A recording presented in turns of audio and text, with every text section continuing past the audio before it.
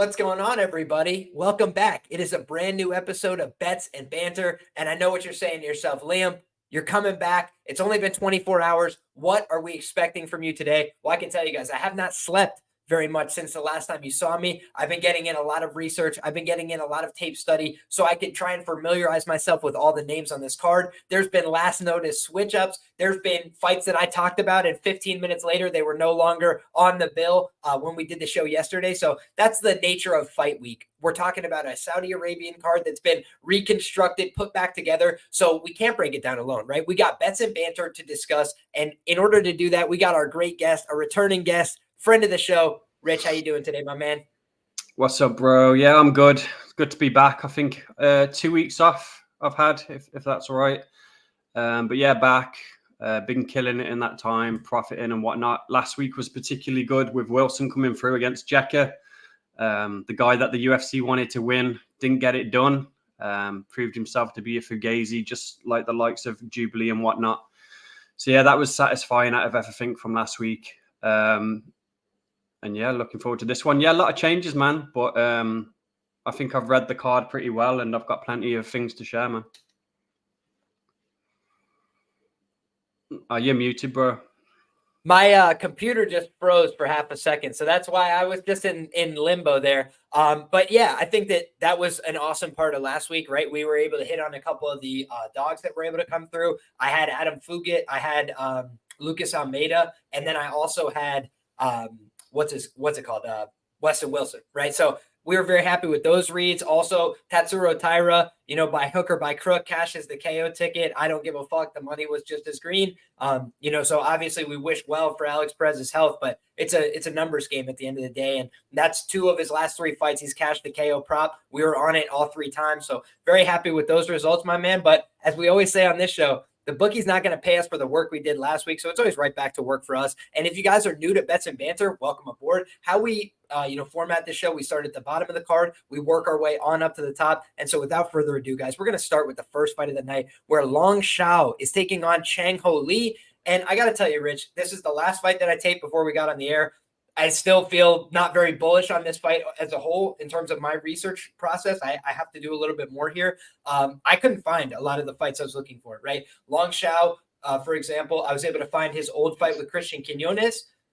He kind of got thoroughly worked in that fight, but it didn't show me that he was like completely useless. It just was a guy that was not on the level on the feet and didn't have a way to really mix up the game, right?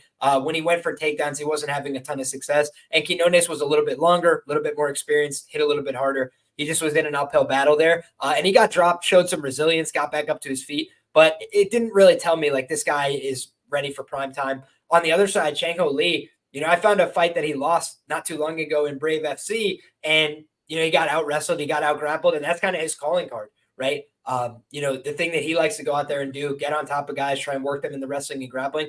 I don't think he's very physical. I don't think he's very strong. So I have some concerns about how his game's going to translate, especially at the higher levels, right? It's one thing to do it on the road to UFC against another, similarly skilled opponent. But as you start to step up in competition, I'm not sure how it's going to work. So for me, I don't feel very bullish about this fight. I feel like Long Shao is probably the side because he's had a little bit more experience, a little bit more relevant experience, probably a little more aggressive on the feet. But overall, I think it's a pretty tricky fight. How about you, brother? Yeah, this one was pretty easy for me. And just fucking full disclosure, I'll be looking at my phone, man, but it is for Tapology. It is for the odds. I'm not texting my bitch or anything, so I'm not being ignorant. But yeah, I like Long quite a bit, man. I think that this Lee guy is the worst. I think if you put him in there with someone like Jubilee subs him in round 1. I think he's absolute trash. I think he's lucky to get where he is. He's been beating guys like you and me, man, just complete nobodies, people with hardly any experience whatsoever. Everything shit about him. He keeps his head on the center line, crashes into the pocket, doesn't throw kicks, hasn't got hands. The only good thing I can say about him is he's got cardio. If you don't put him away, he won't fuck off. So when I looked on the long side, you're right, there is limited tape, but all I needed to know was, does he have cardio and does he have some decent takedown defense? And he checked both boxes, man. So the way I think the fight's going to go is Long subs him in round 1.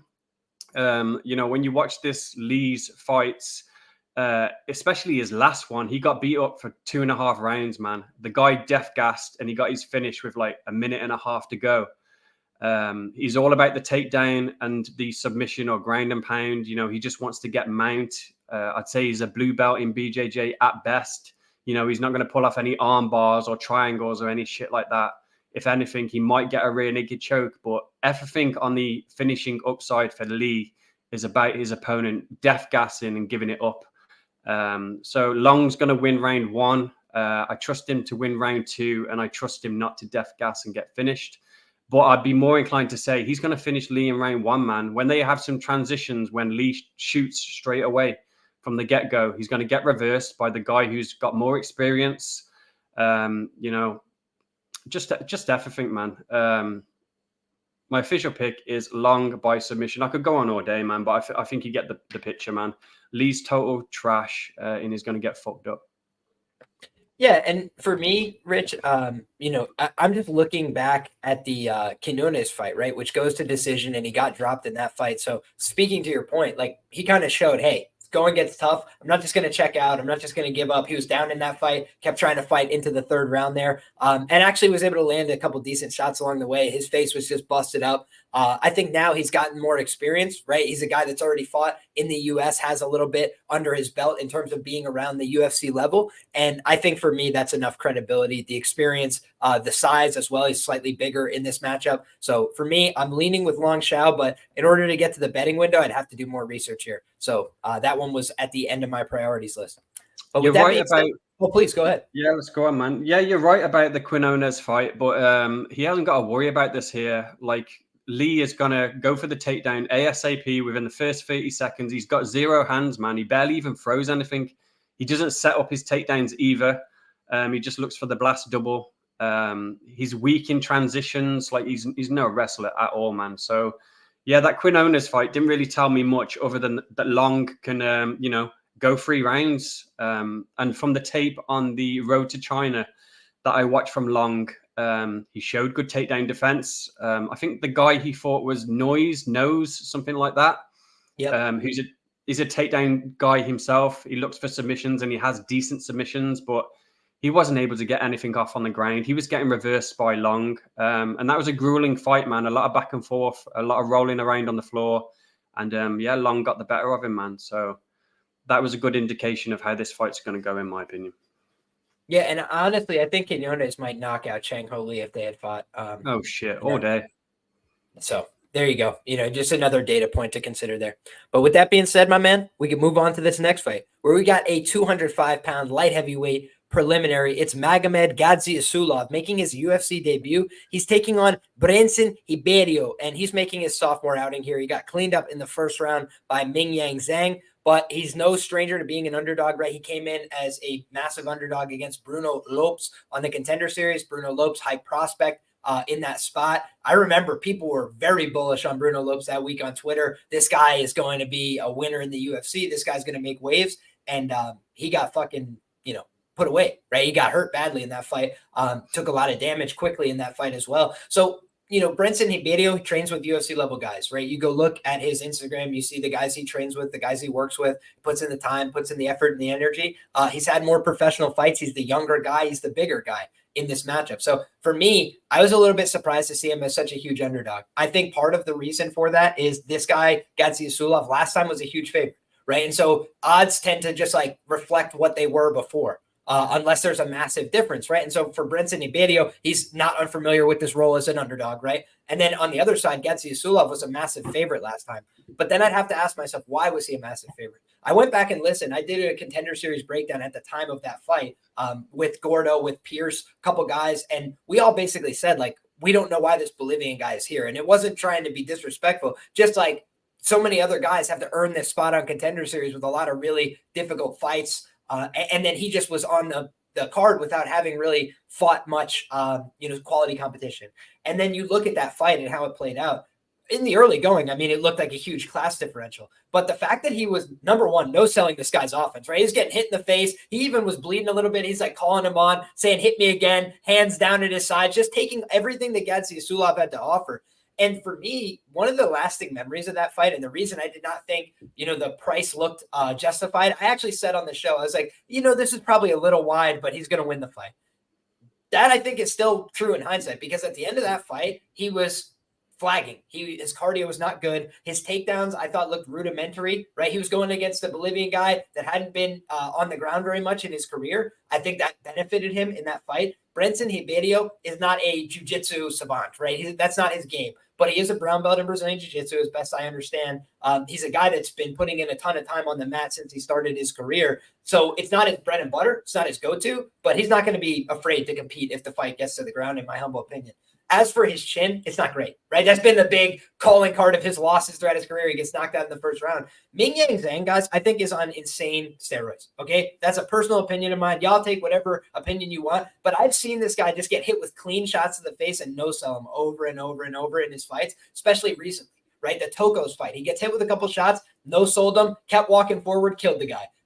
Got hit with a couple shots by Ribeiro, but mostly just no-sells him, keeps walking forward, kills the guy.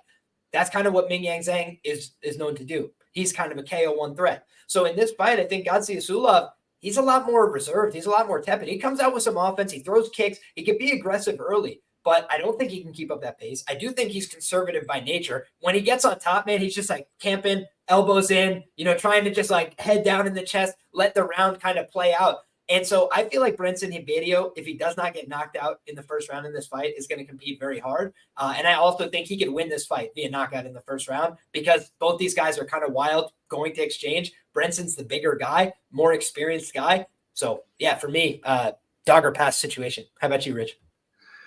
Yeah, I can understand that, man. And my official breakdown pick was Rerario. I did like him. And simply because the Russian isn't worthy of this price. And there's a lot of unknowns. Rerario, he's on the steroids. In my opinion, he's on the juice, which makes him dangerous. He does have a guillotine on him. Like you said, he is a brown belt. But I've switched up, man, after seeing the odds. I actually like the Russian to get it done. I think his decision price is stupid and outpriced, to be honest. It's like plus 700. And I think it goes one of two ways. The Russian's going to coast to a decision. He's going to calf kick, get some takedowns and cage push when he needs to, or he's going to get caught by a triangle when he's laying in guard tired, or on a takedown, he's going to get guillotined. So if I was playing Rerario, it would be sub, and if I was playing the Russian, it would be by decision.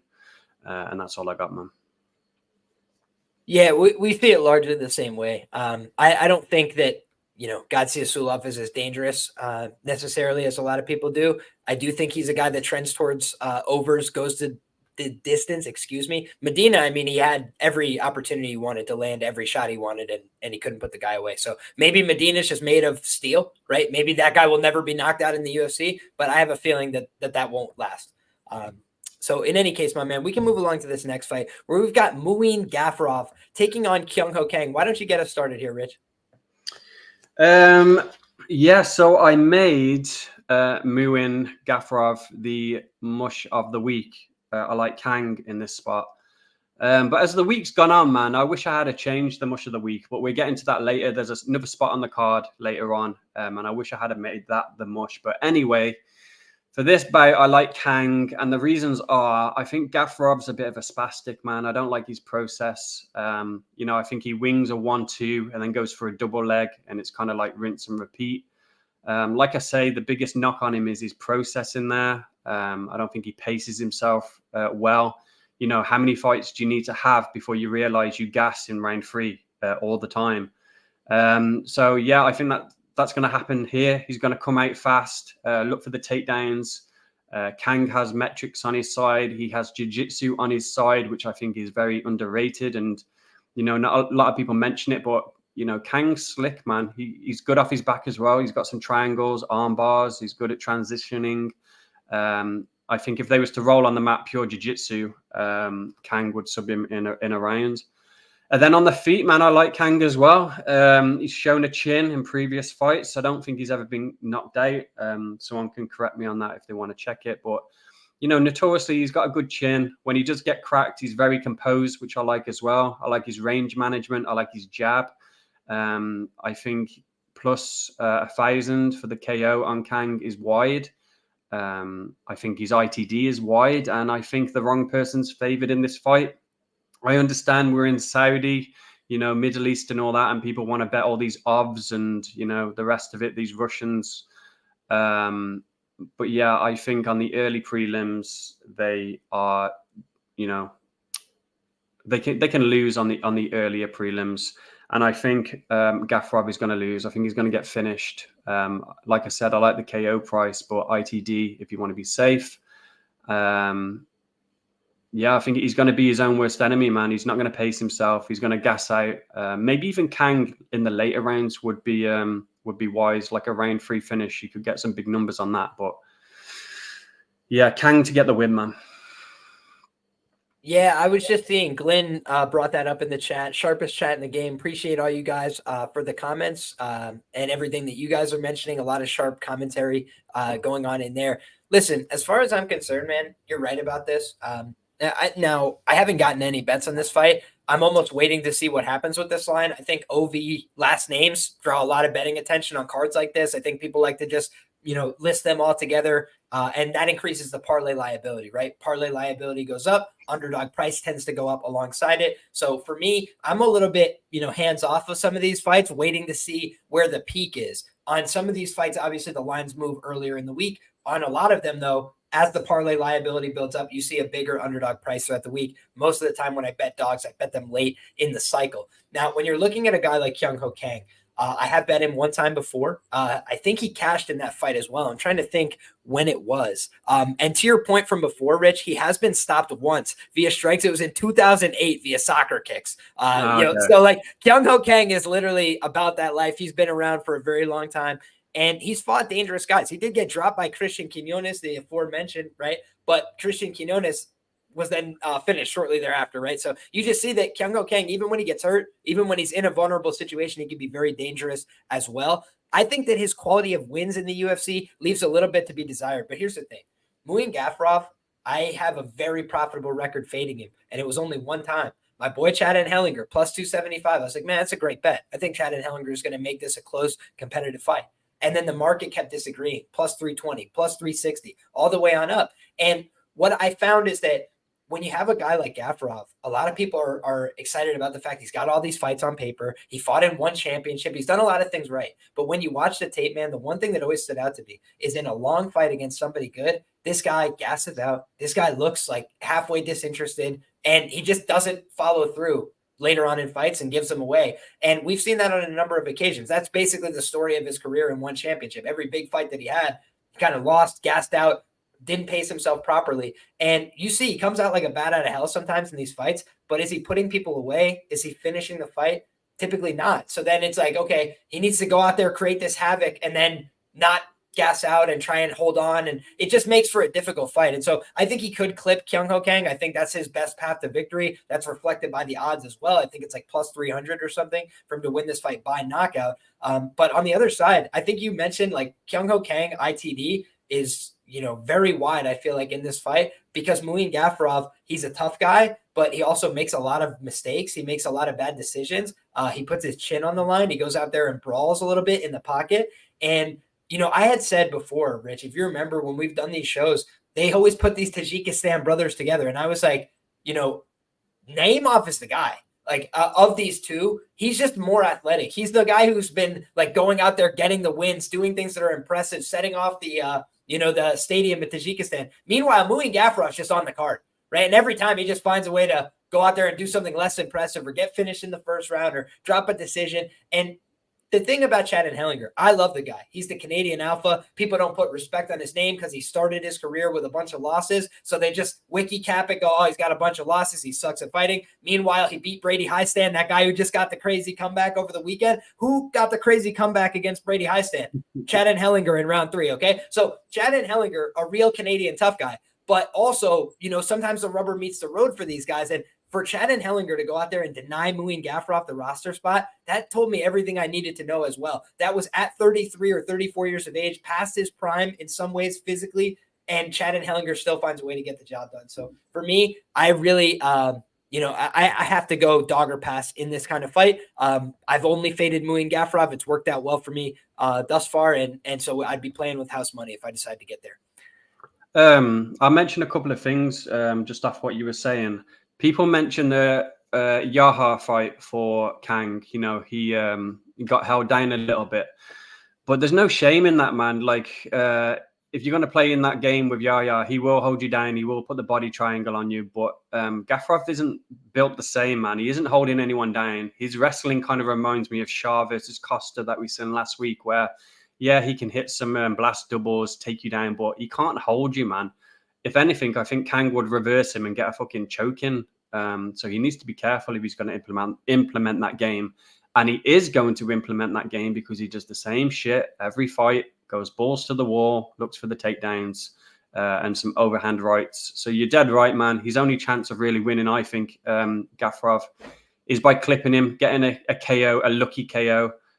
People keep mentioning the split decision. It's in Saudi and all that. I think it's overstated. And to be honest, I don't even think it sees the scorecards. So that's my 2 cents. There you have it. The thing I wanted to just mention as we move off this fight is the age of Kyung-Ho Kang. That, I think, is the other consideration when we're talking about Gaffarov having a knockout capability. It's 38 for the average in the UFC, but when you're talking about bantamweight, typically these guys age out a little bit quicker. We just mentioned Kyung-Ho Kang's been fighting since fucking 2008. The guy's been around for a long time, but I just think that equates to experience. He doesn't fight too often and too frequently where his body's broken down. I feel like he's kept himself together well. He looks in physically great condition every time we see him in the octagon. So for me, Kyung-Ho Kang is the side here. Next up, my man, we've got, two guys that have been on opposite ends of the spectrum for us, right? We had Nicholas Doby, plus money underdog last time out. He did a great job, came through for us, took the beating in round 1 and turned it up on him in round 2, get the finish. And then Rinat Fakhretdinov, right? I thought we had him. I thought that the fight was over. I thought they were going to call the fight, gets dropped with a body kick. I said, who wanted to puke more, me or Rinat after he got hit with that liver kick? I think it was me not cashing that bet. But in any case, you got two guys that are, for me, on opposite ends of the spectrum, right? Where it's like Rinat, I laid the minus 255 against Andreas Michailidis because I was like, I don't think Andreas Michailidis is dangerous, right? I don't think he could hurt him. I don't think he could do anything to him. I don't think he could out-grapple him. I don't think he could out-wrestle him. I don't know where he would win the fight. And so that, for me, was like, all right, that's the kind of time you lay chalk with Rinat Fakhretdinov. I tried to fade him with Kevin Lee, and that was a spot where I was like, man, if Kevin comes in here and can stuff some takedowns, keep this on the feet, maybe he can compete. No, he was way too slow. Honestly, it was just clear from the jump that he was injured, that he was slow, that he was not going to win the fight, right? And so it's that one of those tough times where you're like, this isn't going to work out. Then you look at that most recent fight, right? We go with Izzy Dos Santos. We're like, man, this guy could give him a run. It was a close and competitive fight for the early rounds. I think Rinat was doing the better work. I think he was landing a little bit more, a little bit cleaner, trying to get to his takedowns, being a little bit more assertive. But then he slowed down over the course of 15 minutes. And that is the path for Nicholas Doby in most of his fights, right? Make you work at a higher pace rate than he's working at. Be willing to suffer a little bit. Be willing to go into those uncomfortable positions. And when you've got these guys, that are former addicts, former whatever, they can seem to just push themselves to these physical levels that some other people just wilt and quit. We've seen it before where they get dropped with a huge punch, get back up, bleeding all over the place, keep fighting. And there's a certain kind of willpower that comes with a guy like Nicholas Doby. So listen, he is going to get out wrestled in the early portion of this fight. I think there's little doubt about that. Rinat is a strong guy. But then the question becomes this: does Rinat get overconfident, try and come out here and bang it out on the feet with Nicholas Doby, which I would not put it past him to do. He did not insist on the takedowns throughout the fight with Easy Dose because he wasn't always getting them. So I think if he tries to push that, he can get them here. He will get takedowns. But if he doesn't try to push them, I think it'll be a more competitive fight. When it comes down to it, Doby is just a guy that's proven time in and time out. You put him at this price range, he's going to compete hard for your money, right? Daniel Rodriguez, I thought Daniel Rodriguez beat him, but that was the last time I laid a chalk price against Nicholas Doby, man, because I learned my lesson. I'm like, holy shit. Like this guy, you just can't fade this guy a big chalk because he fights really close. He finds a way to keep pushing. He's hard to finish and put away. That's the other thing, right? So Jesse Ronson, roided out of his mind, was able to clip him on the feet and then put him away. But man, this guy's just been very durable throughout his career. So I think that it's a spot where, hey, if Rinat gets to his dominant positions, maybe it makes it look easy. But plus 300 on Nicholas Doby, 5-1 as an underdog. Guy who goes out there and continues to produce. He looks like he's in great shape. He looks like he's taking this fight very seriously. He's got momentum for the first time in his career. Meanwhile, Rinat, coming off of a draw, kind of stalls out his momentum, gets choked out multiple times in a row in karate combat. My man's all over the place here. And I just haven't been sold on what I've seen from Renat. I think he's a great fighter. That win over Brian Battle aged very well. But Nicholas Doby, proven UFC guy, proven tough guy who wants to go out there and scrap with anybody. So I think it's an honest fight, and I would only be taking the plus 300 money line in this kind of situation. How about you, brother? Yeah, I agree, man. Renat isn't for real, but unfortunately, I think he wins this fight. And that's hard to say, man, because I like Dalby. I do owe him one. He's kind of what kicked off much of the week and made me famous for it, you know, in that Bonfim fight. We even had the ITD for that one. It was like plus 1,000. So I got a lot of love for fucking Dalby, man, but he's going to lose this fight. It's probably going to be a Renat decision. Yeah, Renat, he isn't for real. You know, you referenced the Brian Battle fight. That was one of the first times Brian went down to 170. I think it was even short notice. I would love to see them rerun that fight. Brian Battle puts him in a body bag. Yeah, I'd love to see it too, man. What can you say, man? Dalby's going to get taken down. He's going to lose minutes. When I went to watch the tape, the Claudio Silva fight was alarming. And obviously, I already knew the Claudio Silva fight when I went and bet him against Bonfim. The difference was Bonfim and Renat are made different. You know, it was Bonfim in like a co-main event in Brazil for the first time. You know, there was different circumstances where Renat, you know, win or learn. I think he's learned from that Dos Santos fight. I don't think he's going to be throwing haymakers and, you know, trying to put a show on for the fans where he's waving his hands and pumping them up. I think he's learned from it, man. And I think he's going to be all about the wrestling here. I think it's going to be a fucking 30-27. And when I went and watched the Dos Santos fight back, you know, I was a bit surprised. It's not how I remembered it. Renat was comfortably winning, man, until literally 2 minutes until the end when he took that kick to the gut.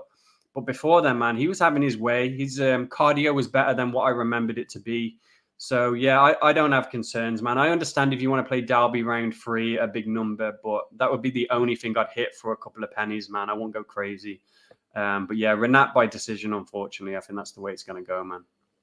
Yeah, and I've just had this weird feeling, which is like they're giving you Dalby at a great plus number again after he's won 3 times in a row as a dog. It does feel a little bit suspect. You know, 5-1 as a dog, due for a little bit of regression as well. But he has the mold, right, of like a guy who fits a profitable underdog, right? He just doesn't fuck off. So that's a good attribute for fighting, right? That's the kind of guy you don't want to fuck with, right? It's like the guy that just won't go away. Now, I will say to TG here, he says Brian Battle got 30-25 last time they fought. He got hurt with a right hand about instantly in that fight. His eye was swollen up and he got taken down. That's exhausting, right? So you get hurt, you get taken down right away. It's going to be a hard fight to recover and win, especially when you're at a wrestling deficit. I think what Brian Battle does really well is he makes people tired. He makes people work really hard. And if they reran that fight, I think he would gas him out and finish him late.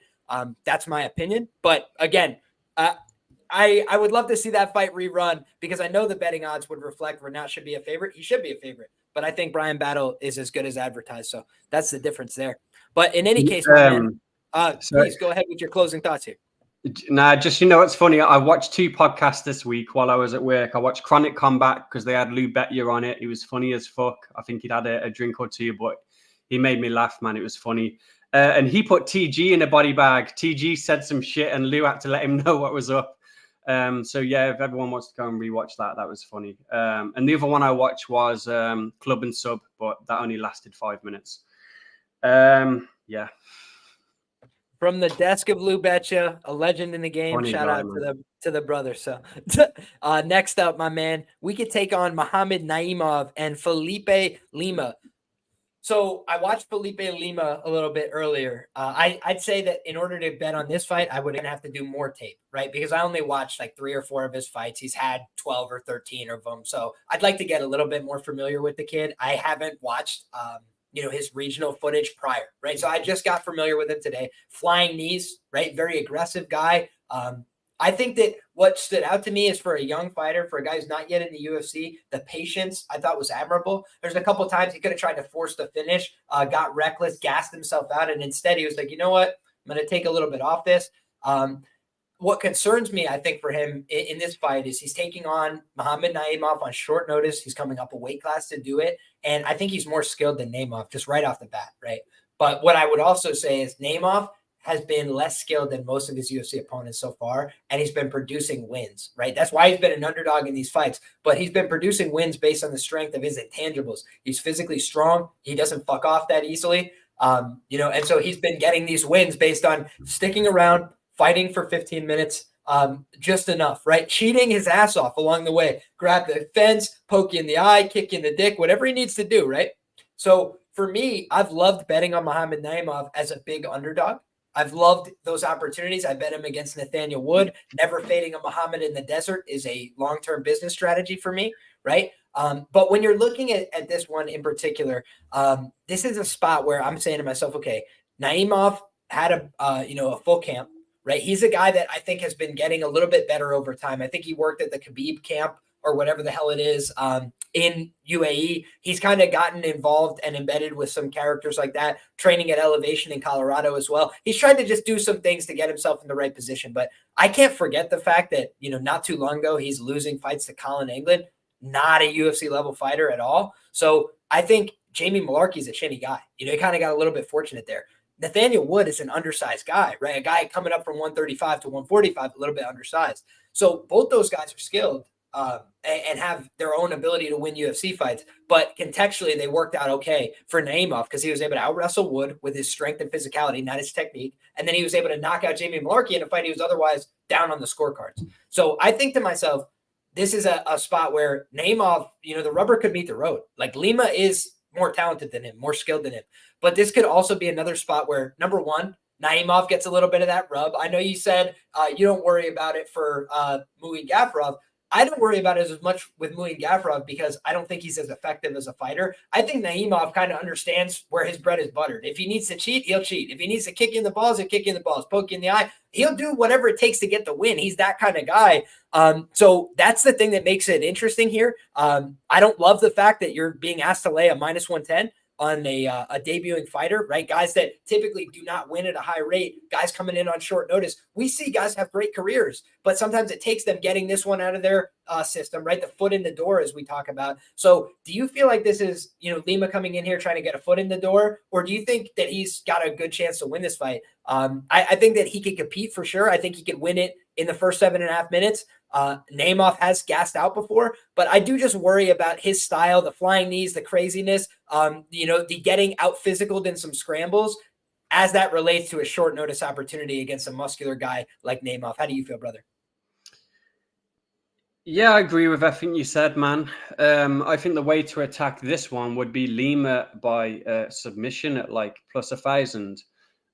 Purely because, when it comes to jiu-jitsu, size and that doesn't really matter. Especially when there's a huge disparity between the two people. You mentioned it yourself, Naimov against Anglin. That was just a disgusting look, man. Some of the positions Anglin had him in, he definitely should have finished that fight by submission. Could have choked him out, but he didn't because he's not that great. But yeah, I believe in Lima. I still think he's on the steroids as well. There was some controversy about that in his career not too long ago. I think, if I'm not wrong, he was already getting ready for a fight. So yeah, I'm not a fan of Naimov. He does things that are just really green, man. Yeah, he got the win over Wood, but Wood didn't even belong in that weight class. And I think he just signed a contract, Wood, going into that fight. So he was very comfortable going in there, a bit too nonchalant, thinking that, he was going to get it done. And yeah, he got grapple fucked, man. And that's another thing as well. What if Naimov now is in love with his grappling, thinks he can just take people down, be a size bully? He wants to be careful, man, because Lima throw up a triangle pretty slick and choke him out. So yeah, that's the way I'd attack this one based on the numbers. Lima sub, I think it should be around plus 400, plus 350. And for whatever reason, they've opened it up at plus 1,000. So numbers game, man. Based on that, I'll have a shot on that and see what happens. Yep. I have also, I played it very small and untracked when it opened on Bet Online. So that's interesting to me as well. I think he's aggressive in all positions, and I don't think you're going to knock out Naimov. I do think you can hurt him though, because he doesn't have great defense, and I think that you could get him tired. So if you get somebody tired, ask Brady Easton, right? Was he like super, sophisticated with his jiu-jitsu? He was like, no, I'm gonna fucking grab this guy's neck and keep squeezing while he's already tired. Eventually he's going to give up or go to sleep. And for me, that's a good way to play this. And also, when you're talking about some controversy on the scorecards, when you're talking about that difficulty, do I want to lay the -110 or do I want to take some upside on plus money? That's typically the way I would look to approach it as well, my man. Next up, we got a lightweight bout, and it's going down between Nasrat Haqparast and Jared Gordon. Not an easy fight for me to call. I'm biased, right? Let me lay my biases out on the table real quick. Jared Gordon, New York guy. So we love and appreciate our Jared Gordon, moments here, especially a Renzo Gracie guy as well. A guy that has the jiu-jitsu pedigree, a guy that, I just like what he does. I don't think of Jared Gordon as the best fighter. I don't think of him as the most dangerous guy. In fact, I told you guys, I was like, they're going to rob him blind against Paddy Pimblett because he's not dangerous. He's not going to hurt Paddy, and it's going to be a close decision. They're going to fuck him. And that's what happened. They fucked him. But that's the only time he's ever lost a decision. Right? He's a guy that goes out there and finds ways to win decisions. So you could clip him, right? You could hurt him on the feet. That's happened to him before. But if you don't hurt him and clip him and put him away, he's a guy that tends to be very difficult to beat, right? And Grant Dawson was able to get one over on him. Why? Bigger, stronger, more physical. He's a former 145er. So he got on top of him and he out-hustled him, right? And I was surprised by that. I was like, man, that was impressive by Grant Dawson. He used his physicality, he used his strength, he used that top game. And I was like, man, to submit Jared Gordon, really feathering the cap. Then you look at this fight and I say to myself, is Nasrat Haqparast going to submit anybody in the UFC? Fucking, I don't see it. I don't think his ground game exists. I don't think it's very good. I don't think he cares about that. I think he likes to box. I think he wants to sprawl, brawl, keep it upright, and try and box. I think he's a pretty basic fighter. I always kind of have. I bet Bobby Green bigly against him. A fight where Bobby Green painted a picture on him, just over and over. He's supposed to be a boxer, right? That's like his primary skill set. He's a younger guy, and he got outboxed every which way but loose by Bobby Green for every minute of the fight. Now, I'm not saying that, you equate these two guys, obviously way different style, but just looking back at Nasrat's career, like every time he fights a guy that's pretty talented, he just doesn't do very well, right? Drew Dober, I think, knocked him out in the first round. Not a great look. Dan Hooker, a guy that's kind of been on hard times lately, was able to just easily out-wrestle him, out-grapple him for the course of that fight, take him down over and over. And he's big, he's physical, right? So that's the one difference here. Jared Gordon, not that big, former 145er. Maybe he can't get the takedowns here, but I think if this fight is on the ground and Jared Gordon's on top, he's going to fucking destroy Nasrat Haqparast. I do believe he's way better than him on the ground. Skill for skill, technique for technique. I do not think it's close. So that's kind of the way I look at this fight. Is like upside here has to be for me with Jared Gordon at plus 205. I do think he can win a decision here. I do think that he can win by submission here. Now, on the other side, I think Nasrat can win by KO or decision. That's kind of the path that I see in this fight. There's plus 205 on one guy who I do think is the more experienced guy, fought better guys. But also, I got to say, Nasrat, younger, still has some power in his hands. And that does make me worried anytime Jared Gordon's fighting somebody with power. But frankly, Paddy Pimblett has some power in his hands. I know he's not known for that, but he knocked out Luigi Vendramini throwing wild. And I thought Jared Gordon did a good job handling himself in the boxing there and closing down those exchanges by getting chest to chest. And I think that if he's able to do that here, he might be able to just give a veteran lesson in this fight. So that's kind of how I feel about this matchup. How about you, Rich? Am I, sniffing on my Renzo Gracie, bona fides here? What are we doing? Nah, man, it was pretty much all spot on. I think you were saying. I don't think you were being biased. I do think Naz wins, though, whether it's a split, whether it's close or not. I just think he ultimately wins this fight. Glyn mentioned it in the chat, man. They have the same manager. And the last time that Ali Sleaze put two of his fighters together was, what's his name? Patchy Mix against the Russian guy that went to decision. Magomedov? Yeah, and that's partly why I chose Mix by decision. Just suspect shit, man. And I think it's the same here. I think Naz is going to win the decision. Yeah, the KO is on the cards because, I haven't forgotten about Jared. He had 4 fights and got KO'd in 3 of them. He does have a bit of a suspect chin sometimes.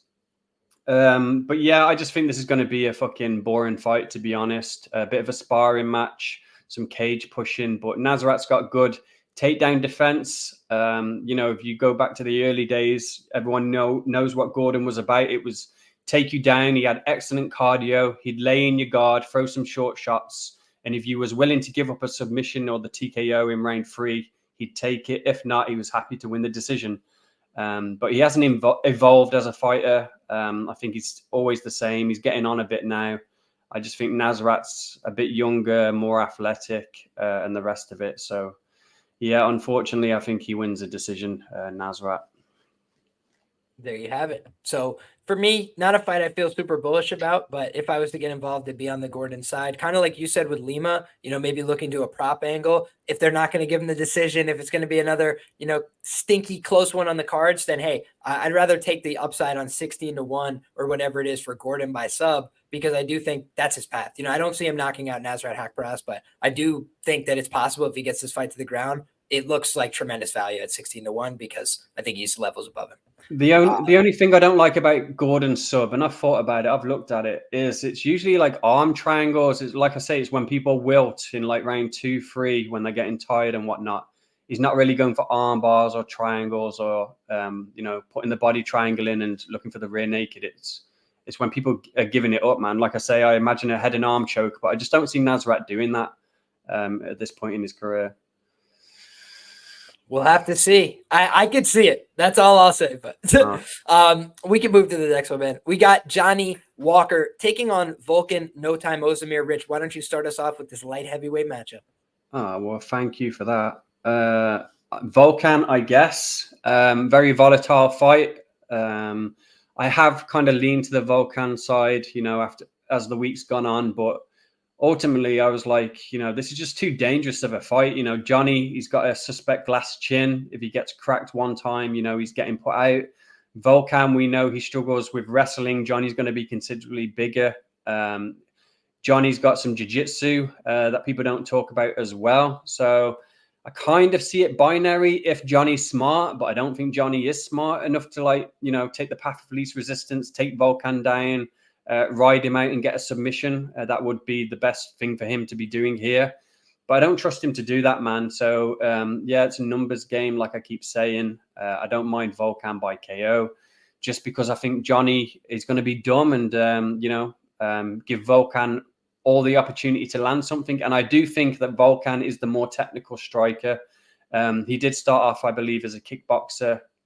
He does have power in his hands anyway, regardless of Johnny having a glass chin. And, a bit of narrative as well. I bet Imavov and Lapalus on the card just gone because they're going back to Paris in September. I said Imavov would win, call his shot. And Volkan fought in Paris on the last card. And, it's only, 2 cards ago. So I think he could win here. Again, get put on that Paris card, maybe. There's a bit of narrative if you like all that shit. But I lean Volkan to get it done, man. But not something I'm super confident in at all, man. Yeah, this fight, I'm not confident in. I look at this fight and I say to myself, I don't want to bet on either of these guys, frankly, especially at like a -110. There's nothing there for me, right? Because number one, I don't feel like there's a big edge. I would kind of line it the same if you were putting me in the bookmaker's chair. And then when you look at the fight, it's like, okay, Johnny Walker has all the physical intangibles. He's way bigger. He's got a lot of experience. He's more athletic. He's more dynamic. He should be faster, all these things. But he's got a terribly glass chin relative to a guy like Volkan, who's a little bit more durable, a little bit tougher. But then also you look at Volkan's past, where does he fall apart on the ground? Anybody gets on top of him, the guy just quits, starts making bad decisions, puts himself in bad spots. You look at Paul Craig, right? He pulls himself to the ground underneath. Volkan's fine with that. You get on top of Volkan, shit goes sideways so fast for him. Anthony Smith is out there looking like he's winning the Mundials on his back, right? It's like just things go sideways. And I think that when I'm looking at this fight, my gut instinct, guys, where my bread is buttered, right? I like underdogs. I tend to look for submission props when there's value. This is a fight for me where, again, I'm looking towards, hey, Johnny Walker, long guy, big guy. Either one of these guys could try and implement some takedowns. I don't necessarily expect it, but here's the other thing. Club and subs are a potential at light heavyweight. And I just think of a guy like Johnny Walker. He's been getting better with his ground game over time, right? SBG Ireland, love it or hate it as a gym, right? There's a lot to say negatively in terms of how it's made his entertainment value of his fights. But I do think his jiu-jitsu has gotten better since he's gone there, right? And you've seen him submit. I think it was Iwan Kutalaba. We've seen him be a little bit more aggressive with his submission attempts. And also, we've seen him go out there and, grapple with Nikita Krylov for like 15 minutes. He didn't get finished in that spot. He looked terrible, right? But I thought that we saw a little bit of improvement in terms of a willingness to compete in those phases, not make mistakes. He's only been submitted once by Klitzen Ibreu, I believe, on the regional scene way back in the day. So, Johnny is probably the more credentialed BJJ guy of these two, but also Volkan Oezdemir could hurt him real bad and then just take his neck, right? And we've seen Volkan is willing to do that as well. Bogdan Guskov, what did he do? He hurt him badly on the feet, followed him to the ground, finished him there. So I just think that that for me is the kind of angle I'd look for here. I saw some people that like the ends KO here. I get it, right? But for me, I'm looking more for the upside and saying, hey, could somebody win by submission here? I think it's possible. I think you got the limb length with Walker. I think you got the club and sub with Volkan. And I just think it creates paths at like 11-1 and 6.5-1, something like that. I don't hate that bet on this fight, but otherwise it's just a total pass for me. Next up, my man, we got Shara Magomedov taking on Antonio Trocoli. And I'm a little bit disappointed, Rich. And the reason being, I was going to bet Joelton Luck, I believe, against this the Pirate, right? And the reason I was going to do that was pretty straightforward. I thought he could take him to the ground. And I thought if he took him to the ground, he could win the fight. When you look at a guy like Bruno Silva, he's got a black belt, right? He's got power in his hands. But the black belt is a little bit, an MMA black belt, right? It's not a jiu-jitsu black belt. He's not going to go to the ADCC next week and look great. So what you'd see from a guy like Bruno Silva, he's got power. He's got an ability to hurt people when he's on top of them. That's his go-to. But he was very conservative on top of, his opponent, right? His opponent underneath throwing elbows up at him. He got very scared. He's covering up. Shara Magomedov was able to throw a lot of elbows, be aggressive with his guard, try and throw up triangles and shit. But I was not impressed by his ground game, right? He's very violent and aggressive from his back, but there's a lot of mistakes being made. There's a lot of positions being given up. There's a lot of openings for people to pass, leg drag, get on top of him. And I didn't see a lot of depth there. So what I saw is a guy that's aggressive, right? He's not afraid to fight. He gets taken down. He keeps fighting from there. But if you keep fighting by punching and somebody passes your guard, it's like now things are going really bad for you, right? So the thing about Luderbach is that he was smaller. So for me, I didn't mind that in the sense that he was going to be faster. He was going to have a low center of gravity. He was going to be able to get in on this guy's hips. And frankly, we saw Bruno Silva hitting ridiculous takedowns against this guy, blast double from half a yard away. And he's just knocking the guy easily onto his butt. And the guy isn't hitting a hip and getting back to his feet. He's like, all right, I'm on my back now. Here's the elbows. That was just his sequencing. I was like, that's not going to win against guys that pursue takedowns over and over. Joelton Luderbach multiple times took down Duplessis, multiple times took down several guys on the regional scene. And I felt like because he had fought karate combat and shit, people were like, this guy can't take people down. I was like, he forgot how to do fucking jiu-jitsu because he did a couple karate fights. It didn't make sense to me, right? And it was at plus 235. I was like, I'm going to live to find out. Now you got Trocoli, right, who's a bigger guy. But I feel like he's less physical in some way than a guy like Luderbach, right? Luderbach is small, but he is steroided up, right? We know that now. That's a fact. He confirmed that for us. He also looked muscular, right? And Trocoli, it's not like he doesn't look muscular, but I've seen in so many of his fights, man, he gets pushed back to the fence. Guys are kind of controlling him a little bit, moving him around. And then he uses technical skills like either a guillotine guard pull or a step through throw. He's trying to get into these grappling exchanges with people. He's more than comfortable doing that. But the striking's not really there, I found, and there were some fights that looked really dire, like the Diego Lima one. I understand why he's a big dog here. If this fight stays on the feet, I think he's going to get fucked up personally. But also it's a plus 440 in a mixed martial arts fight. And I do think that if this guy gets takedowns, he's going to be the superior grappler. I do think that his opponent, is dangerous, but also he's got one eye, right? His depth perception, good for striking. But again, I'm seeing him throw up kicks from his back and just get his guard passed in one fail swoop by a guy who really had no business doing that. So for me in this fight, if you're Trocoli's corner, you're like, hey, buddy, listen, you're going to die if you stand on the feet with this guy the whole time. You don't know what you're doing. Your hand position's terrible. He's just very awkward on the feet. But if he's able to get this guy to the ground, he could look like a hindsight favorite, right? That's just for me at plus 440. Can't ignore that. So I don't know what I'm going to do with this fight yet. I would have preferred the Luderbach one. I like that angle better than this one. I do think Trocoli's not very serious. However, I have seen him go out there, submit a bunch of Brazilians that looked like they've done jiu-jitsu before. And this guy just did not look very competent off his back to me last time. How about you, my man? Yeah, in the original matchup, I was going to bet Shah to get it done in round 2 and 3. I said that I can't even pronounce the guy's name. Luderbach. I said Luderbach was going to look like he was a good underdog bet until he wasn't. I just felt like the short notice was going to be a problem, and Shah was going to get his finish in round 2 or 3. But who knows? In this fight, I see it kind of the same. I do think Trocoli is live in round 1 to get his submission. He does his best work from the top. He does have some judo trips. He is 6'5". You know, he's a big fucker. He can definitely get Shah down in round 1 when they're fresh. But I've been following him on IG, man. He is cutting a lot of weight with this short notice fight. He only traveled, I think, last night to get to Saudi. You know, I do think as the fight gets extended, he is going to slow down gas. He is limited on the feet. It's a very binary fight. So, yeah, I guess if you're playing Trocoli, I'd look at round 1 sub. But if that doesn't happen, I do think Shah gets his KO, man, in round 2 or 3, which you can play on the likes of Betfair. You know, they have that option, KO 2-3. So, yeah, I think that's what I'm going to play, man, and just hope he doesn't get submitted in round 1. I'm not going to go crazy. But, yeah, I like Shah to get his KO here, man.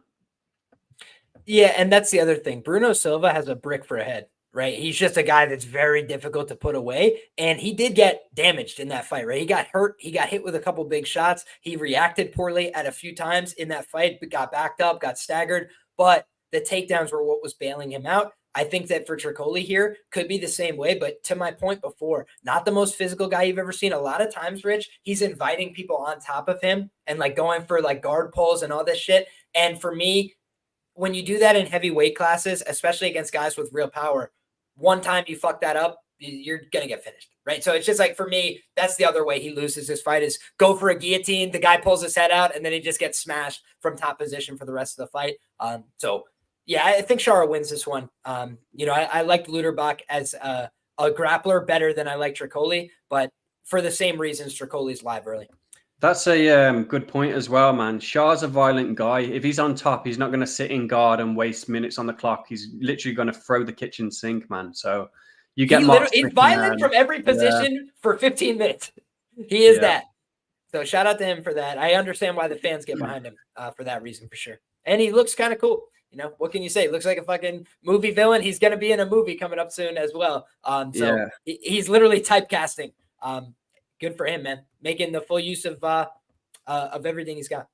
But next up, my man, speaking of guys making the full use of everything they got, Kelvin Gastelum, brother. He's making the full use of tacos, you know, whatever else he's been up to, because he's been posting all this stuff, making weight or whatever with Kelvin Gastelum. Who has a show about missing weight?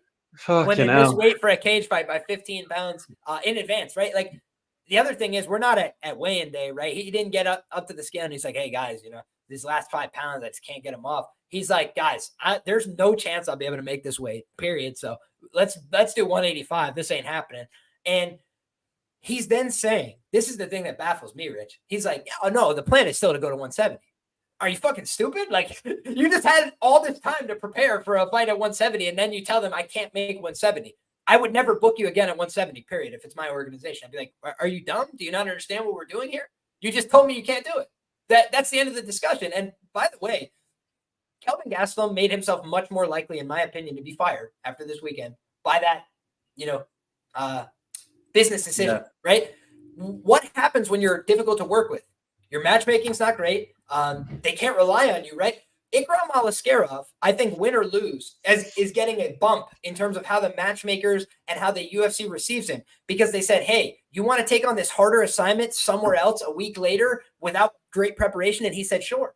And that's what they want from you. They want you to say yes, yes, yes, and deal with whatever the fuck happens. And then they'll give you another opportunity, right? They'll bring you back along as long as you're willing to say yes. But if you make life hard, they will try to fuck you.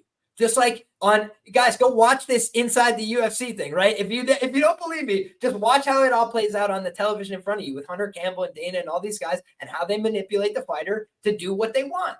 And when I'm looking at this, I say to myself, okay, Kelvin Gastelum, what sets him apart here? He's fought a great level of competition. Has he beaten that level of competition? Has he looked like he was on that level of competition? Most of the time, Rich, he's getting 49-46. He's getting 29-28. He's getting shown to be not of the level. He's getting a lot of damage in these fights. Jerry Cannonier busted him up. Robert Whittaker busted him up.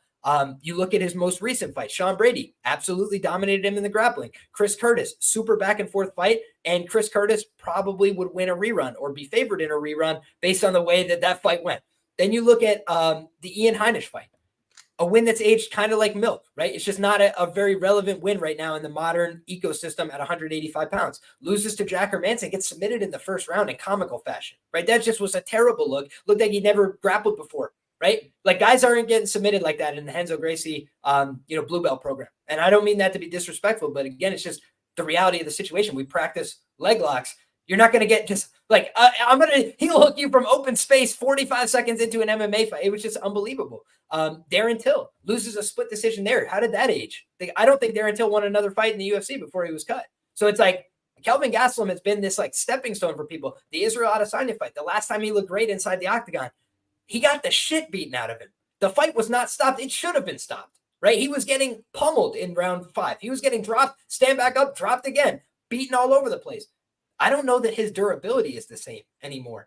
I don't know that his wanting to fight is the same anymore. Since that Adesanya fight, he's like 2-7 in the promotion since then. He has not had much success. I grant he's fought a high level of competition, but here's the other thing, Rich. He says, I want to be serious about my career. I want to go down to 170. What happens? He goes down to 170. He gets completely embarrassed and exposed in the wrestling and the grappling, something he's supposed to be good at. He said by his own words and admission, he's like, honestly, I thought I was going to do well in that fight. I was overconfident.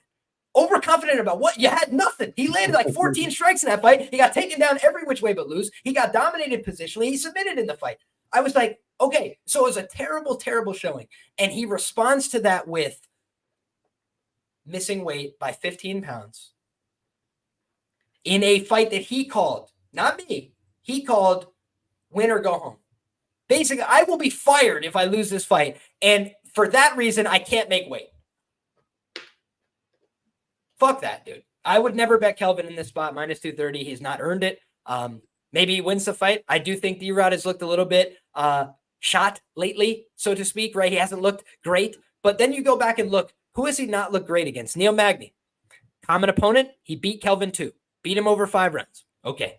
Then you go back, and that was, a more primed version of Neil Magny, more primed version of everybody. Oh, but okay. Then you look, it's like, all right, D-Rod loses to Ian Gary. What is Ian Gary on the money line against Kelvin Gastelum?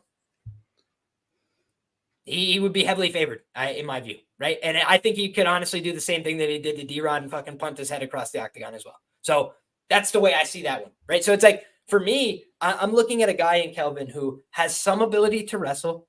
He has some ability to box. He hasn't gotten a relevant knockout in years. He hasn't beaten a relevant opponent besides Chris Curtis via head clash in years. Where is the selling point at minus 230 for me? That the fact that he's undersized, the fact that, he's not very good at jiu-jitsu, the fact that his boxing is probably normally his biggest asset, and he's going to be at a huge reach disadvantage here against another guy who's very comfortable boxing, throws more volume. Daniel Rodriguez or pass for me, brother. How about you? Yeah, I imagine this line has a lot to do with where they think D-Rod is at rather than where Calvin is at. I'm not like advocating to say that it's correct, because it's not. In my opinion, this should be a pick'em, minus 110 apiece. And funny story, man. Calvin was the original mush of the week, and I switched it up to Gaffarov. We was going to do an awesome graphic, man. Have you seen Dodgeball? When Ben Stiller gets really fat at the end and he's just eating ice cream and a classic. Yes. Yeah, we was going to do that picture for Calvin, man, the little fat shit. It would have been so apt now with him like missing weight and whatnot. But yeah, whatever. Yeah, I agree, man. D-Rod's definitely the side at this number. Like I said, I think the line's been set based on where they think D-Rod's at, but people who are capping these fights, man, you got no excuses. If you're taking Calvin at this number, then you're a dope, man. Whether he wins it or not, it's just not good value at all. I think Calvin's an idiot. I don't think he's got high IQ. He used to be something back in the day when he actually, actively wrestled. He was a dog. He put it on people, put a pace on it. The Uriah Hall fight back in the day, that was just quintessential Kelvin, man. He had hands. He put a pace on people. But now, he thinks he's this technical kickboxer because he's been at King's MMA. He thinks he can stand with anybody. But all he's got really is that left hand, the left straight. And the last time he caught that on someone was fucking Bisping back in fucking 1980s. So yeah, I like D-Rod, man. I don't think he's washed. I think he's had tough competition. I think Magny's a tough fight for anybody. He's a gangly fucker who leans on you, wears on you. And that was a while ago. That was when Magny was. I'm 99% sure I had Magny ITD at like plus 680 or something in that fight. And it's just because like it's fucking welterweight, right? Like you have two big guys dealing with each other, like somebody could get finished. Like, and that for me was mispriced. Fundamentally, I think D-Rod's similar here. So, yeah, the Ian Gary fight, no shame in that. I think Ian Gary is trending up. And like you said, if Ian Gary fought Gastelum, who knows what fucking stupid number that would be. And rightfully so. So yeah, I like D-Rod, man. Power in his hands. He's going to be all of 200 pounds when it comes to fight night. I remember the Kevin Lee fight, Little and all that shit going on. He posted a picture of him on the scales. He was pushing like 210. So yeah, D-Rod's going to be a big fucker in there. He packs a punch. He's southpaw as well. That might cause some problems for Kelvin.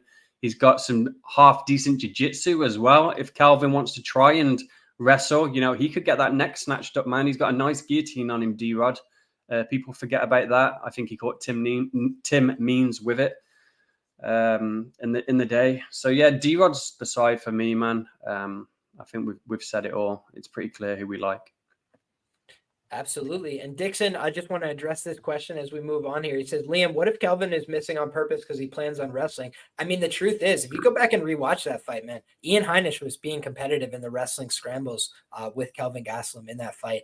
Frankly, I think that D-Rod is a better jiu-jitsu player by far than Kelvin Gastelum. And I could be wrong about that, but I truly believe that.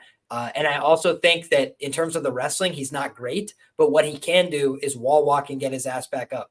So if he does that here, I think that Kelvin is more likely to fatigue. Even though D-Rod's a little bit older, I just think that Kelvin is a little bit less responsible, right? I just listened to their interviews this week, and I liked a lot more of what I heard from D-Rod in terms of the motivation, the preparation, how he's prepared for this. He's been in a 6-month training camp. He went to Thailand, came back, and he's been working at Extreme Couture with good training partners, smallest guy in the room. Right, Kelvin Gastelum, meanwhile, is working with fucking Adam Fugit, who just fought Josh Quinlan in slow motion the other day. Cashed me a ticket. I appreciated it. But Adam Fugit, guys, is not a top flight 185er by any fucking means. And this guy's fighting with Sean Strickland, right? So I just think, for me, D-Rod has more upside here at the number. So I posted that picture in the Discord, man. Adam Fugit and Kelvin training together. Iron sharpens iron.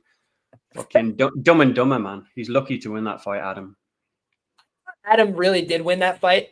So I know that I disagreed with a lot of people that were on Twitter. And obviously, watching through some green colored glasses, maybe that affected my opinion. But I'll just tell you, man, I didn't see Quinlan doing anything very effective throughout the fight.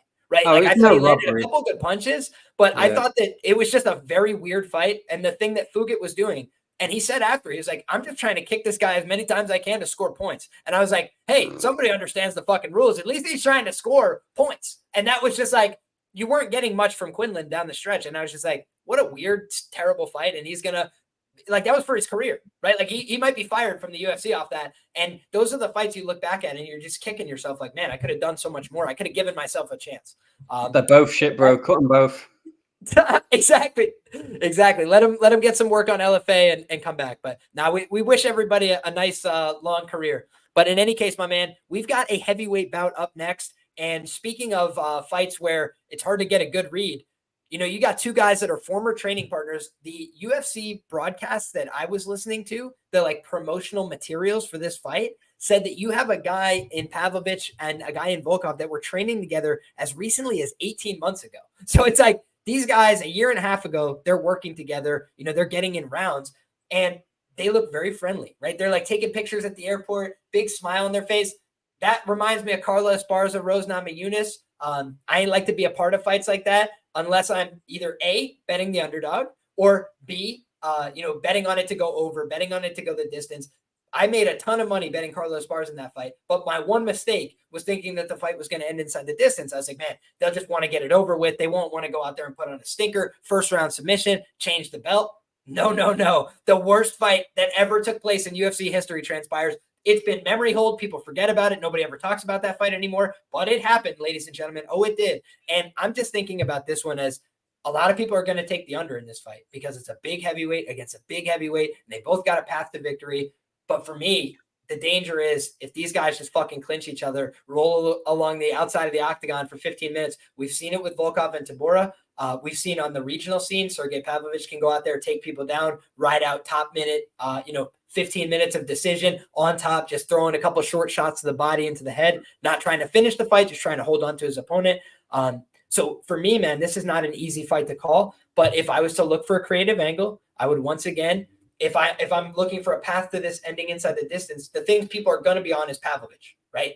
KO1, that's all going to be the obvious play. But for me, we saw last time out a willingness to pursue the grappling from Alexander Volkov. We've also seen he's a noodle, right? He's very weak physically. He's maybe the only guy I've seen get straight armbarred in the history of the UFC. I'd have to really rack my brain on that. But Tom Aspinall put one arm behind his arm and pushed, and he tapped. That doesn't happen in the jiu-jitsu room very often either, I'll tell you guys, unless you're going with somebody with a huge size or skill differential. And so for me, I'm looking at this and saying to myself, Pavlovich is a muscle horse, right? If he's on top of you and he fucking rips at something, an arm, a neck, whatever, you're probably just going to tap him to get you off, right? Please don't hurt me, sir. Let go of me, you refrigerator. But then when you're looking at the other side with Volkov, he is a little more technical. Brown belt in Brazilian Jiu-Jitsu. He's had a ton of fights. And I think he's realizing later on in his career, hey, sometimes it doesn't behoove me to be the striker, to be, the power guy, to go out there and try and feign this confidence and get in striking exchanges with these guys. Maybe it makes a little more sense for me to use my strength, physicality, lean on these guys a little bit. He actually got on top of Romanov as well and was able to finish him on the ground, a guy who's known for his wrestling and grappling. Obviously, he showed up looking fat as a house and ready to quit in that fight. But still, we saw that Volkov is willing to pursue these fights on the ground nowadays. And if that's the case, that's the way you beat Sergey Pavlovich based on the available evidence, right? Either you're the world champion, Tom Aspinall, and you knock him out standing, or you have to take him to the ground like a guy, that's not known for his ground game necessarily. Alistair Overeem took him down and pounded him out on the ground, made it look easy, dominated him in his UFC debut. So that's the other, data set that we have for how do you beat this guy Pavlovich. If it's not knocking him out on the feet in a, wild back and forth exchange, try and put him on the ground and see if he's still uncomfortable. Because for me, Rich, that was what was the standout on tape. Dude, as soon as he hit the ground against Alistair Overeem, he looked like this. He was doing the Greg Hardy, right? And it's guys like that are big, strong, look like a refrigerator. They're not used to being on their back. They're like a turtle. They start going like this, just start reaching up with their hands. And he's a good athlete. But that for me is how this fight goes sideways for him, is he ends up on underneath a big, long guy like Volkov and can't get out. How about you, Rich? Yeah, but that Alistair Overeem fight, that was his debut, man. And I do think he's got like a Sambo background. And I think he was getting overconfident on the feet. Greco-Roman wrestling too. Yeah. Yeah, I like Pav to win, man. That's the short of it. I've heard the arguments, some people taking the under. That's stupid. That's square, man, in my opinion. The under 1.5 was at fucking -120, stupid shit like that. That's unplayable to me. Pav decision 5-7-5. I think that's a nice look. And yeah, all this shit about them training together and not wanting to hit each other, it kind of makes sense to me, man. So yeah, I like the decision for Pav. Volkov slows in fights. I think it was Tybora. I bet him at -200, which is disgusting. And I was sweating it at times in that fight because his cardio was a bit suspect. And I think fucking, he's a bit suspect himself. I've seen him in 5-rounders. Was it the Curtis Blades fight where he kept getting taken down, but he looked fresh every round, but he just couldn't compete in the wrestling. And then other fights, I've seen him gassing round 2, slow down like fuck. So it depends what version of Volkov you're getting, man. I trust Pav more. I think he's going to bounce back. I like his interview. I like the power in his hands. Like we mentioned, he does have some wrestling background, so I don't think that Volkov's going to get a submission. I think he's going to try because from what I'm hearing, you know, he was saying Pav hits hard. He was getting the better of the exchanges and the rest of it. And yeah, maybe Pav doesn't want to hurt him, man. I've fought my brother plenty of times and I've choked him out each and every time because I don't want to fucking bust him up, man. So it makes sense to me. If your brothers, if your mates, your pals, you know, you don't want to put a beating on them. You want to go 3 rounds or at the very least choke them out. So I might even find $20 to put on Pav submission 2-3 for the fuck of it, just to see. You never know. And it's stupid numbers, but yeah, Pav money line, Pav to get it done. That's my official bet, man. Fair play, my man. I'll leave people with this. The ends by sub is also very wide in this fight for obvious reasons, right? It makes sense in a heavyweight fight. Heavyweight fights don't end that often by sub. But when you have this dynamic, right, where like both guys might be incentivized to, if I have a good position, not hurt my friend that I smile and take pictures with at the airport that I trained with 18 months ago, that's just something to keep in the back of our mind, folks. So for me, the lean is towards either the ends by sub or decision, you know, kind of contrary to the popular narratives out there. Although I do also reckon, you know, Volkov has knockout power. It's not like his calling card, but Jairzinho Rosenstrike was like, yeah, I'll go out there and kickbox with him, and got fucked up very quickly in that fight.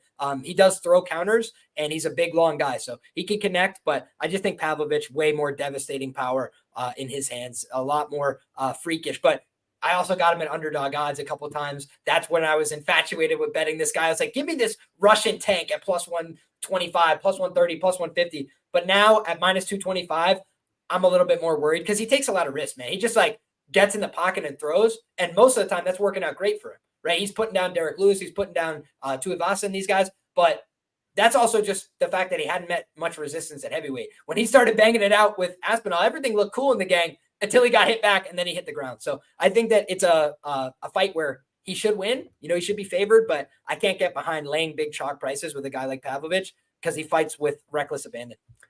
Last but not least, my brother, we got the main event of the evening. Short notice fill-in here, right? Ikram Aliskerov was supposed to be fighting Trocoli. He was supposed to be fighting the poker player. And instead, my man has been dealt from the bottom of the deck, right? He's got the champion, the Reaper, Bobby Knuckles, the former champion, I should say. And obviously, it's a motivated Robert Whittaker. He's supposed to fight Khamzat Chimaev, main event, huge opportunity for his career. But now he's got Ikram Aliskerov. And you have to wonder, what does that do to the motivation, right? What does Robert Whittaker have to gain from this fight? Maintenance, right? Stay in the same spot I'm at right now. Keep my name relevant. Get a big win. You know, remind people. Maybe get myself shined up for an Australia card. Those are the things that you think about. It's like, hey, that's the selling points for Robert Whittaker. On the other side, I think of, you know, Ikram Aliskerov, new blood in the division, right? Could be a new young star, a guy that Daniel Cormier, if you listen to the commentary on his recent fights, he's saying like it's irresponsible to continue putting this guy in with these top, you know, 25, top 30, you know, type guys. He's going to hurt them, right? Like we need to get him in there with top 15 guys for the safety of everybody involved, make these a little bit more competitive. And he did have 2 first-round knockouts in a row coming into the UFC. And I know that the opponents, you can poke a little bit of holes in, oh, how impressive really was that? I don't know. But then the question is, okay, we've also seen against Mario Souza, it was very elementary. Step 1, step 2, step 3, and it's over with the jiu-jitsu. He's got a ground game to speak of. Then he's D'ing up all the takedowns from Khamzat Chimaev. So the result doesn't go the way you want, right? He gets knocked out in the first round. However, the wrestling and the grappling phase of the fight, he looked to be very competent in those phases. So then you say, okay, well, can he win a decision?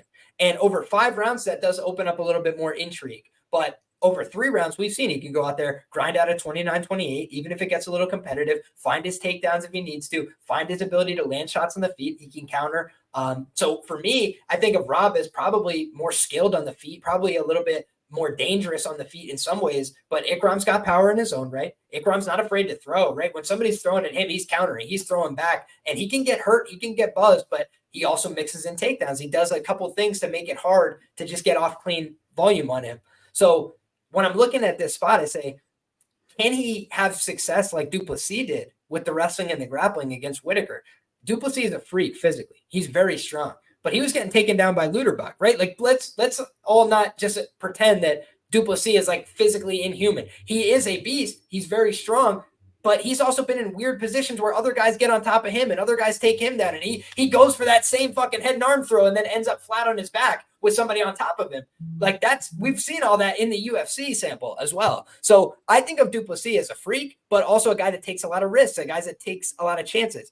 Ikram Aliskerov, a little bit more conservative in his approach. He's probably not going to go for a head and arm throw, right? But could he go for a double leg, a single leg, get to the hips of Robert Whittaker and elevate him and slam him?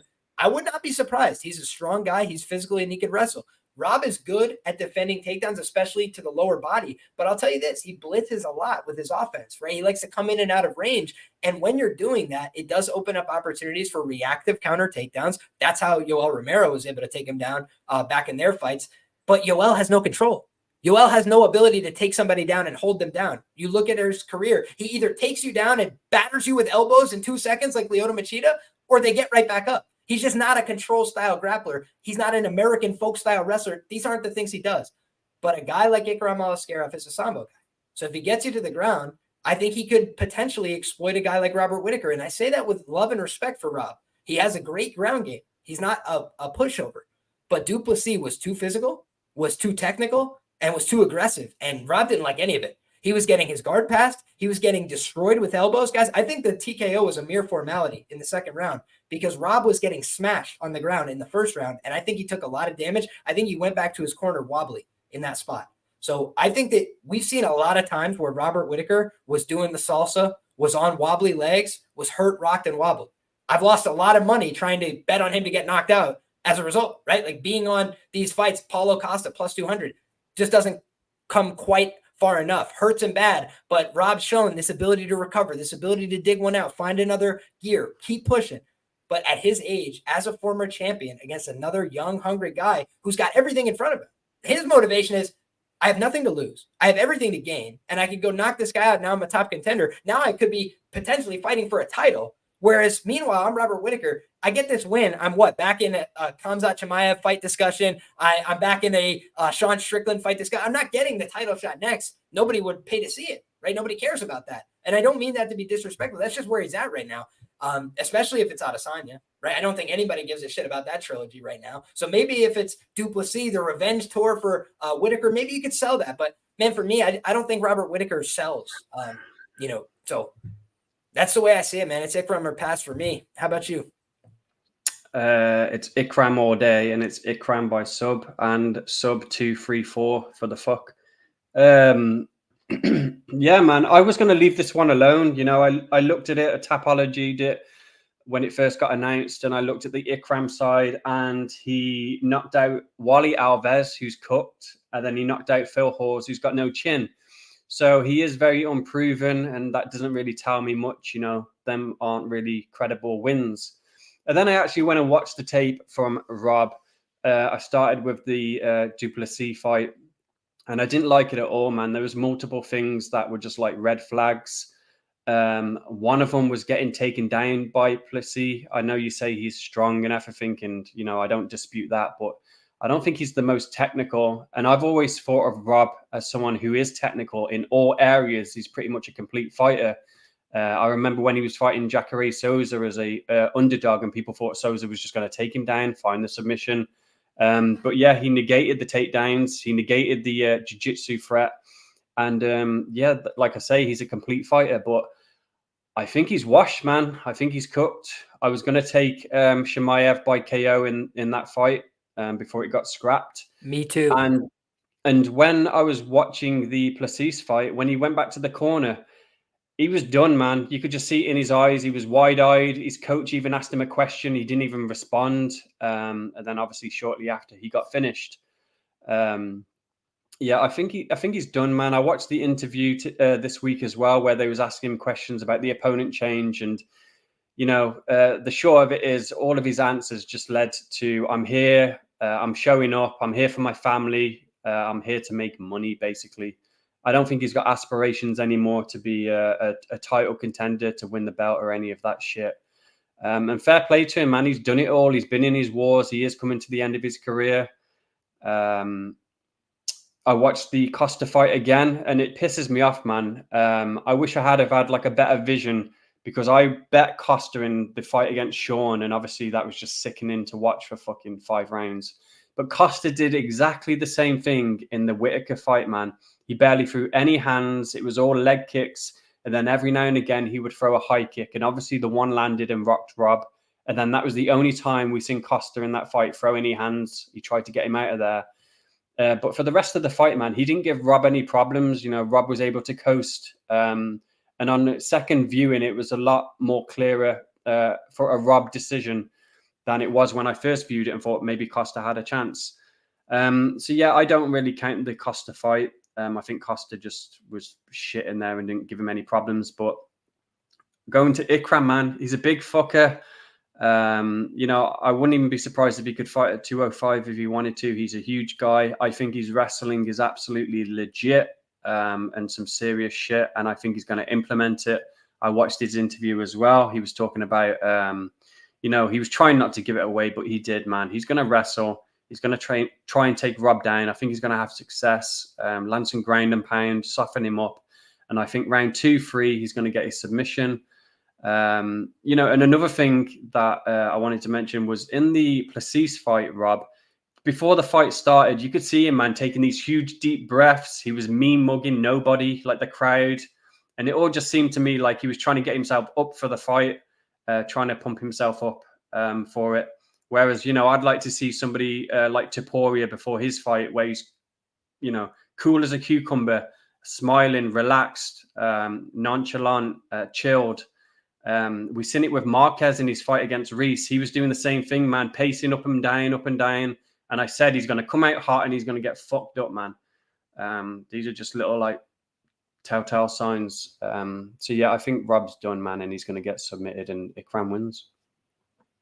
Oh, and Ikram, I was going to make Rob mush of the week, but obviously I already did it and people don't like it when I switch it up. But all the squares are on Rob, man. They're all thinking it's Rob of old. It reminds me of the Cannonier fight where everyone was like, look what he did to Marvin Vettori, fucking brickhead. You know what I mean? Big deal. Time moves on, man. Cannonier's now 40, coming off fucking injuries and whatnot. And it's the same with Rob. Everyone's looking at him like it was Rob fucking 3-4 years ago. Shit changes, man. Your favorite fighters get old and they decline. It's what happens. So just something else I wanted to mention. Yeah, and it's like a guy who's been to the top of the mountain and a guy who wants to get there, right? It's like you just have the young, hungry contender and the guy who is like, hey, you know, I still have something to prove. I still want to go out there and find out exactly how good I am. But he's already been shown a couple of times, you know, guys have gotten to him. And to your point, Rich, I wanted to bring this up because I thought you really hit on like a psychological tick.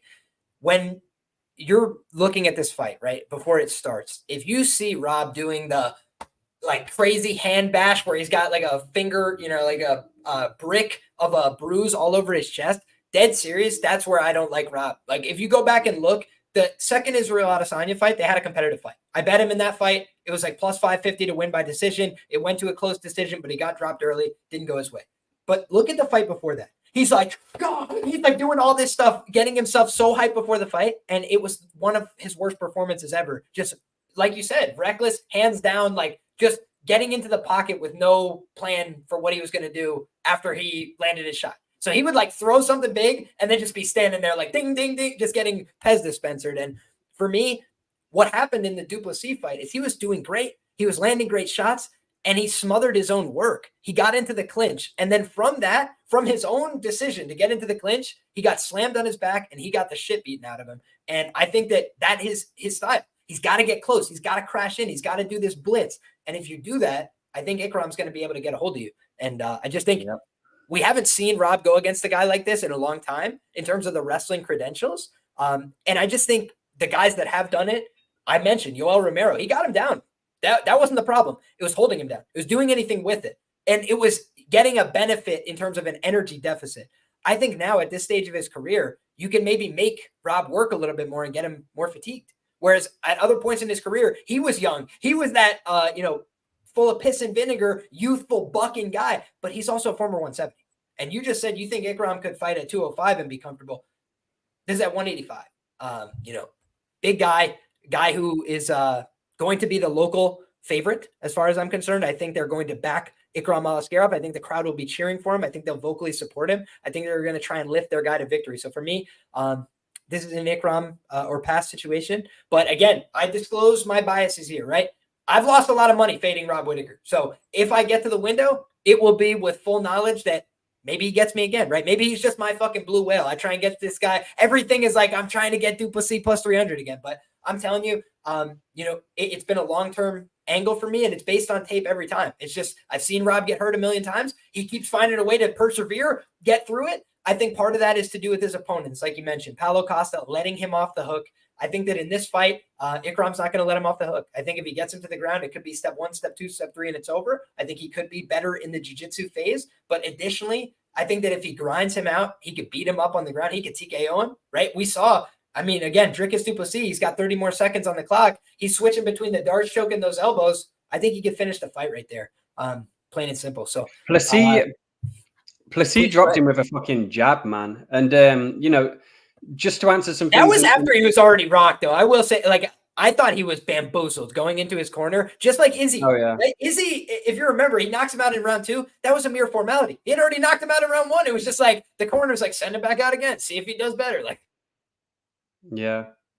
Yeah, someone's saying he went 10 rounds with Yol. Yeah, he did, man. And I don't put the caveat in before I start going on my little rant, but I got respect for Rob, man, but it just is what it is. It ain't personal. And that just goes to my point. Yeah, he went 10 rounds with Yol. He's been in a lot of fights. He's been in a lot of wars, and it just proves my point. He's that's not good for a fighter, man.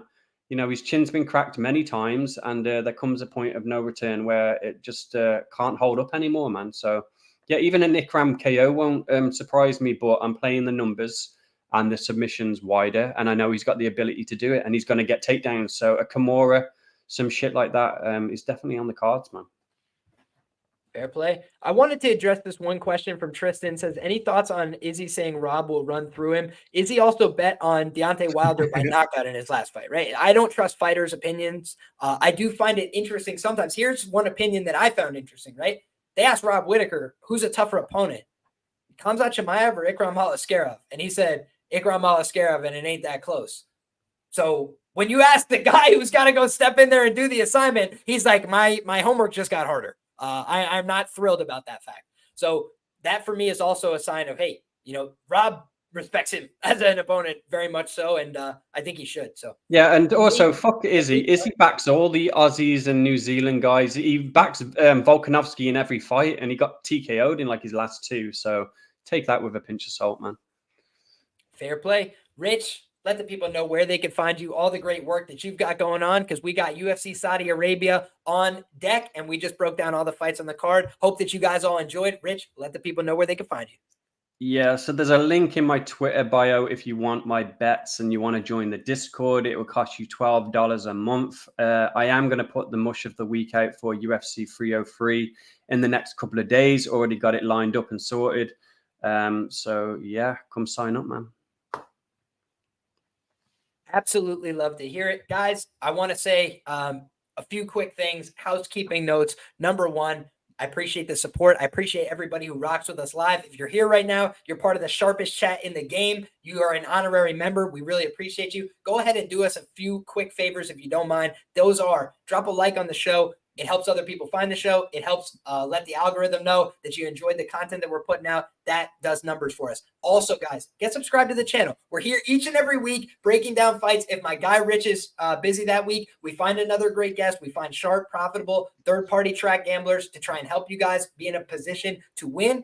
Additionally, I'm here with my ass in the jackpot, doing the first look, doing my own breakdowns as we go throughout the week.